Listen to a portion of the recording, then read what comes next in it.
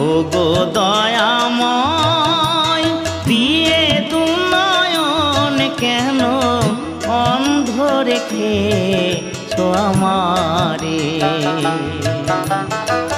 তুমি যে বিশ্বময় বিরাজ করো দয়াময়, তবু আমি এমন অভাগা পাই না দেখিতে তোমারে। ও গো দয়া